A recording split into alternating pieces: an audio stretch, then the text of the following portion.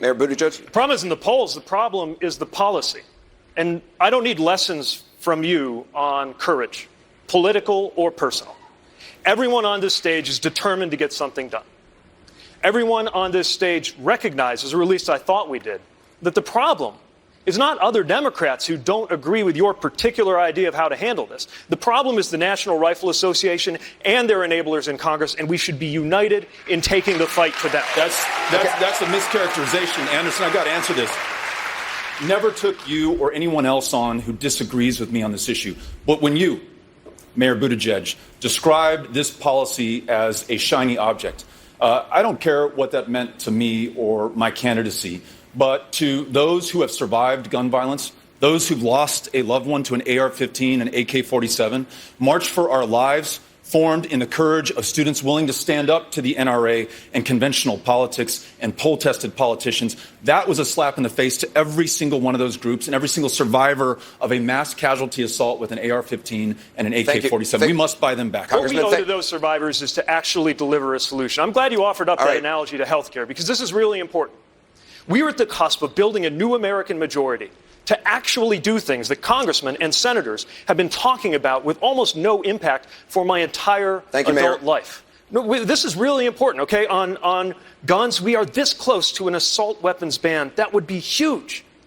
And we're going to get wrapped around the axle in a debate over whether it's hell yes, we're going to take your guns. We have an opportunity to deliver health care to everybody. And some on this stage are saying it doesn't count unless we obliterate. I want to give other candidates. Americans who own AR-15s, AK-47s, will have to sell them to the government. We're not going to allow them to stay on our streets, to show up in our communities, to be used against us in our synagogues, our churches, our mosques, our Walmarts, our public places. It will not be a voluntary program, to be clear. It'll be a mandatory buyback program. Do you think that the people that are willing to voluntarily sell back their guns to the government are the dangerous people that are going to commit mass shootings or use their gun inappropriately? Definitely not.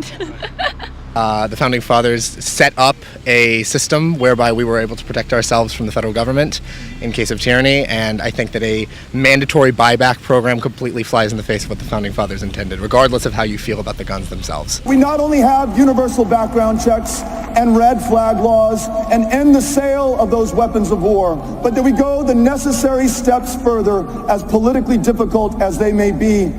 A gun registry in this country, licensing for every American who owns a firearm,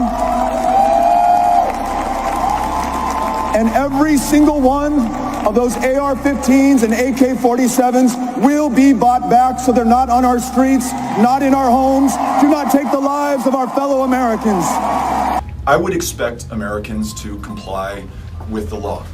And we're seeing some good indications that will be the case. In Texas, there was a story of a man coming forward and just giving his AR-15 to the police department, though he legally purchased it and legally owns it and is responsible about its use and care, understands that there's no reason to have a weapon that was designed to kill people on a battlefield in his home, and so gave it to the police department. So we expect Americans to follow the law. For the few who say they won't, is there... Just a quick follow-up on that, though.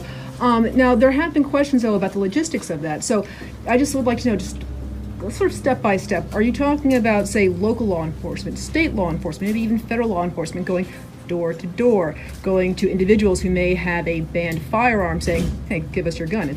I don't see law enforcement going door to door.